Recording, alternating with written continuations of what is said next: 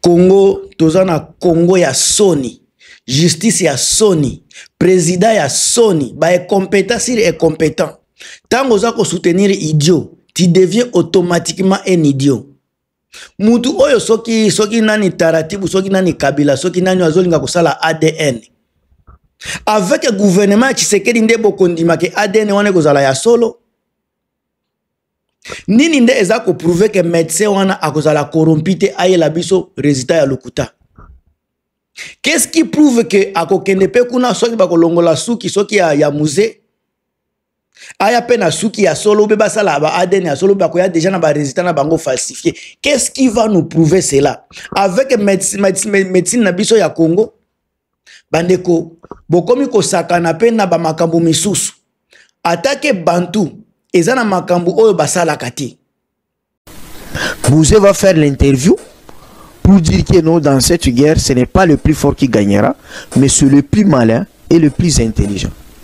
Et c'est comme ça qu'il va nommer Joseph Kabila commandant des opérations, tout en lui donnant des orientations sur tactique, il y a Anaconda, il y a ballon débordement. Et voilà.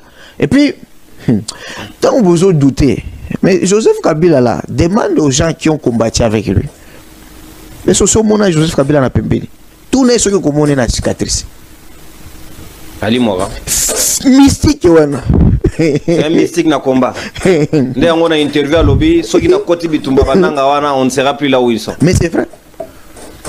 Na baki sa Mike ba wazalendo wana. Qui peut résister devant Joseph Kabila?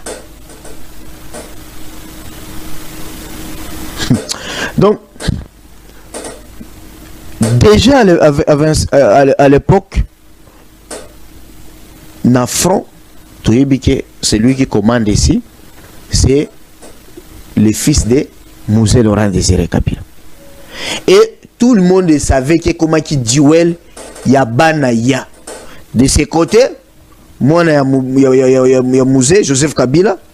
De l'autre côté, Saddam Hussein a bandé Koya Pena Charenae, accompagné na fils ya Biarimana.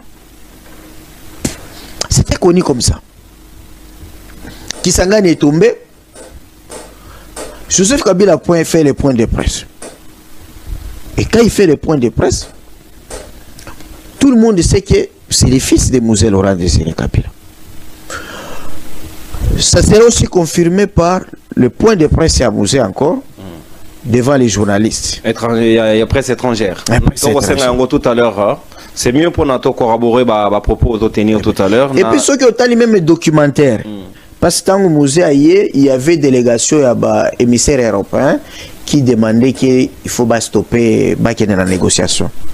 Dans la tribune, vous allez voir, même la documentaire, le commandant James Kabareb, il est en train de dire tant que le peuple azolo Kabila a avancé, hein, jusqu'à Kinshasa. Ici, j'ai dit à Kabila et à Joseph, les fils de Kabila, vous voyez, la foule est versatile. La même foule là qui vous applaudit, si vous ne lui donnez pas ce qu'il réclamait à Mobutu, il peut aussi tourner contre vous. Ça, c'est James qui l'a dit. Documentaire et Zawana. Et aussi, le problème, c'est quoi? Au moment où on a déjà distinguer qui sont les Tutsis rwandais. Par exemple, James, tu as qui les Tutsis rwandais. Qui sont les Tutsis congolais? Il y a Ruchuru. Qui sont les Tutsis congolais? Il y a Banyamulenge. Parce que Moïse Javoura Botoromona Lelo, Badana Joseph, Nakata délégation Naya Kendek Nabango Goma, lui également était là. Oui. Nani Ruga Boyzaki, en tout cas proche à Mouzé. Oui, je crois par ce qu'il y a Mouzé à l'époque. Oui, oui. Donc c'est Roubero qui sera, je crois, non, pas qui sera. Roubero qui sera directeur de cabinet à Bizimakara, quand Bizimakara était. Rola Bizimakara, Zagini na rébellion à Fidel. Il était porte-parole à peuple Banyamulenge, qui réclamait l'appartenance de la nationalité congolaise. Donc Mouzé les a amenés pour venir confirmer ce que Mobutu, par l'entremise, il y a ancien directeur de cabinet Naé, ou appelle ça une nationalité collective, qui pose problème jusqu'à aujourd'hui. Non, ça ne pose pas de problème parce que mutuoyo a créé un concept et l'expression Banyamulenge pour distinguer les Tutsis congolais et les Tutsis immigrés. C'est le papa de l'actuel ministre Guizarou, l'ex-ministre des ITPR, député de l'UDPS et ministre de l'UDPS dans le gouvernement. Ça ne pose pas de problème.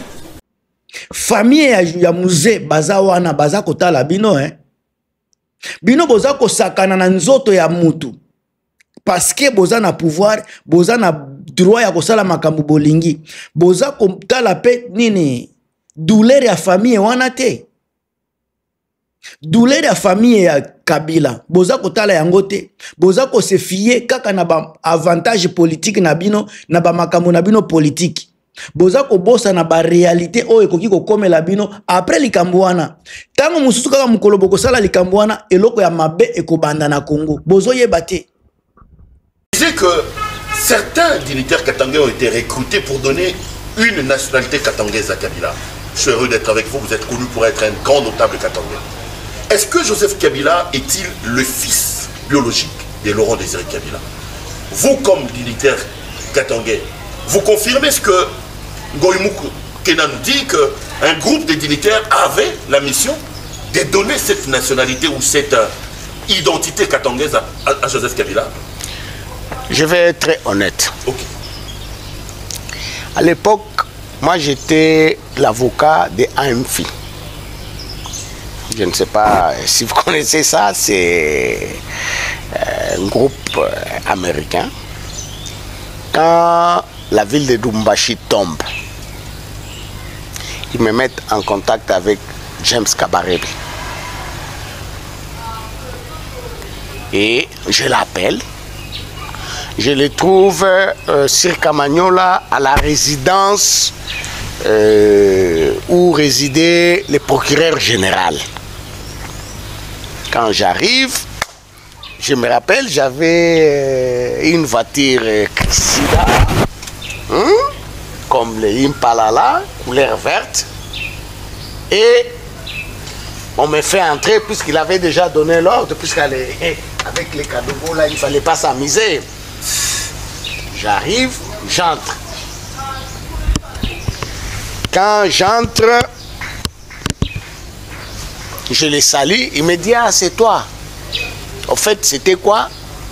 James Kabarebe devait parler avec Musée pour lui dire que la ville de Lubumbashi est déjà tombée. Moi, j'ai joué un grand rôle au Katanga. C'est pour ça que quand je regarde les autres là, ils parlent du Katanga, je les regarde, je rigole. Alors, James Kabarebe, Joseph était là à 20 mètres avec ses bottes en plastique. Et James me dit, non, je suis très sérieux. Okay. James me dit, est-ce que tu connais ce monsieur-là? Je dis, je ne le connais pas. Il dit, mais c'est le fils de Musée. Alors, tu veux que je puisse dire quoi? Ce n'est pas le fils de Musée? Et moi, James m'a dit que c'est le fils de Musée. Et moi, je sais que c'est le fils de Musée. Le reste, ça, ce n'est pas mon problème. J'ai demandé à Eddie, dans mon ouvrage, Eddie aussi m'a confirmé. Alors, tu veux que je puisse dire quoi? Il a confirmé que c'était le fils de Musée. Ah, tu veux que Nassala Loenge? Hein? Nabi Aza été? Non, c'est le fils de Musée. Moi-même, James Kabarebe m'a dit ça. Je n'étais pas seul, j'étais avec ma délégation. Il me dit, tu connais le monsieur? Je dis, je ne connais pas, c'est le fils de Musée. Moi, ça, ce n'est pas un problème de savoir s'il est le fils de qui ou quoi. Non, mais c'est le fils de Musée pour moi. Aujourd'hui, possible de l'unité de Katangais, vous, Kabila et les autres? Bozo kende musika. Ba erreur politique au Tshisekedi aza kosala. Bande ko nazo lakisa bino ba image à 100% o eza ko lakisa ke Joseph Kabila aza mwana 100% ya Musée. Eza makambo ko bomba te. Tshisekedi bosala ba mafia politique na bino. Biso tolingi Joseph Kabila. Biso tokolobela Kabila. Biso tolingi ebongo. Tolingi ebongo. Azala afa adoptif. Tant que Musée yemoko alobaki mon fils, aza koloba mwana nangai. Vous n'allez pas changer ce que le papa a dit. En 1970, Tomonaki Laurent Désiré Kabila Koti Zamba, na maki ya Ewabora 1967-68 na 1970 akoba la jeune fille moko ya 22 ans comme na Sifa Mahania originaire ya Maniema Laurent Désiré Kabila na Sifa Mahania bakobota bana 9 wana bakobota yango tozotanga bango sikoyo bana liboso bazali ba mapasa donc ya liboso kombo na Jenny Kyungu Kabila ayeba na kombo ya Janet Kabila to Dajen. Et puis lipasa mibale kombo na Joseph Kabila Kabange mapasa bango imbale babotami le 4 juin 1971 na village moko babengi Mpiki ezali pembeni ya Ewabora kuna na maki ya mzee. Et puis mwana ya misa to kombo na Jeanne Mafik Kabila ayeba na kombo ya Josephine Yamine Mampesi Cécile Kabila Yamitano Sisi Kabila Yamotoba Joël Kabila ayeba na kombo ya Zoé ya Sambo 7e Masengo Kabila 8e Mutei Gloria Kabila et puis Asuka 9e Izi Mafik Kabila ayeba na kombo ya Makolo to Mak. Donc lobi bangonyo so bazali na bomo. Bangonyo so bazali. Mais mingi misa tukande ba yebi to yebi mingi. Joseph Kabila, Janet Kabila na Zoé Kabila. Parce que bango misa tunde ba kota na politique ba miso ba sala la politique te. Mais vina bango mingi ba lexi na Tanzanie. Bakole na Tanzanie parce que musée alongwe na Tanzanie na 96 pour na kubanda makambo afdel donc bakoli abate. D'accord, merci. Allez tozongi sika na démission ya ndeko Ngunza Karlibond. Ok, donc tout le monde qui a Ngunza Karlibond a sundoli Mobutu ba fonctionnaire ya premier ministre. Vous n'allez pas changer ce que le vieux a dit parce que lui-même tango azalaki na maki azalaki vieux Raoul tango aye azongi si kombo na ya Kabila Joseph Kabila aoki kozala pe na Hippolyte eza kombo moko français eza français eza kombo ya ki soki ya kiutu te soki ani eza kombo moko français aza na droit awa tozaka na ba militaire ebele baza pe na ba kombo ya ba sirno na bango ba bato ebele baza na ba kombo ya ba sirno même ba militaire bazaka na Congo et bongo bazobwaka kangunda politique bebele bashanjaka ba kombo. Mes chers amis, ba débat moko ya bassesse ne tozokota nango na niveau supérieur ya justice ya Congo. To komi venant biso tu emballé na idiotie ya Tshisekedi Tshilombo. To komi biso tu emballé na incompétence ya Tshilombo. Un mongole moko boye azakoya avec ba makambo na ya ki mongole azomema biso population mobimba na makambo ba mongole. Et puis biso tozolinga pe to se rallier na makambo wana. Mes chers amis, tozongisa makanisi na biso na ba débat o eza loyal, ba débat moko productif, ba débat moko eza ko memela peuple congolais quelque chose de bon, eza ko améliorer quotidien ba congolais yango ne toza nango posa. Ba mauvaise lecture ya ba opinion politique ya Tshisekedi. Ba mauvaise timing na ye na makambo za ko sala pona ko ambrier Joseph Kabila makambo oyo ko sukele mabe makambo oyo ko sukela ye mabe aza ko priorité ba congolais na makambo ya communauté internationale lelo na ba sécurité ya mboka ba crise humanitaire ba stabilité économique ya ngonde ba priorité ya peuple congolais mais aza ko mema biso na ba distraction. Un papa, donc n'habite ce qui gouvernement n'a pas kanisaka. Lelo yo, ce tozomona affaiblissement na niveau ya mboka na biso komi affaibli. Parce que mboka na biso eza na besoin ya coalition nationale élargie. Mais pour faire face à biloko wana, tozana un monsieur o eza koya kotia ba division interne ya mboka na biso. Azozongisa azoko kotisa division interne au lieu tozala uni pour développer mboka na biso, mais azako créer division na kati ya mboka na biso. Bango yango mona azako lesa bino ba mindele bazako mona irresponsable. Bazako mona irresponsable politique sur tous les niveaux mutuwana. Na biloko aza ko envoyer signe nini pona futur alternance politique na biso aza ko pesa ngo idée nini donc soki muto alongo abimiki président akomi ex président encore tozana président kaka moko ça sera difficile ba président ya mibale baya babanda kosala ba élection parce que babanda kobanga ba poursuite ya boy. Ba américain na Union européenne baza ko mise sur la stabilité et la prévisibilité politique. Tango aza ko attaquer prédécesseur na ye, aza ko sala craindre instabilité institutionnelle ou la permanente.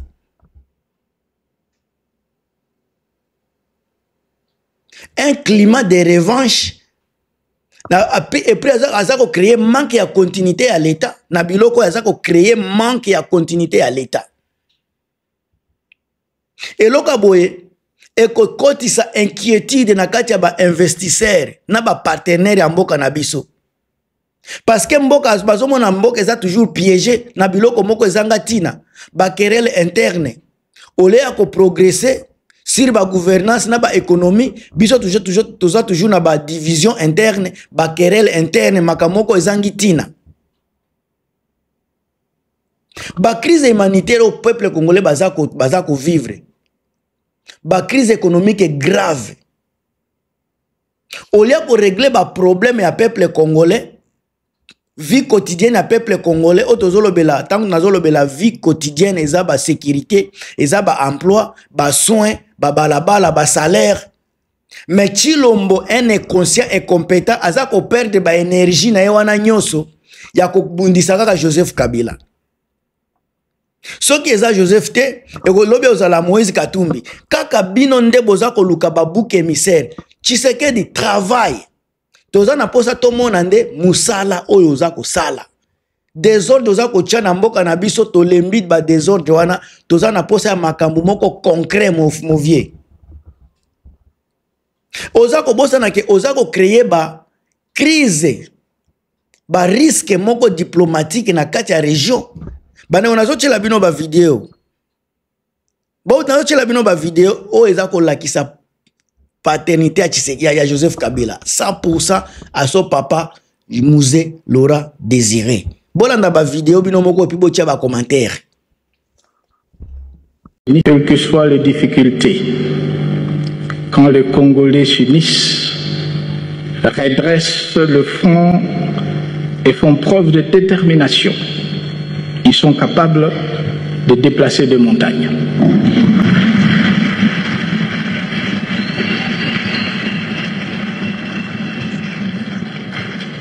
Elles sont aussi un signal fort que tout un peuple adresse au monde pour lui signifier qu'envers et contre tout, il croit en son destin et refuse d'être effacé de l'histoire. Quelles que soient les difficultés,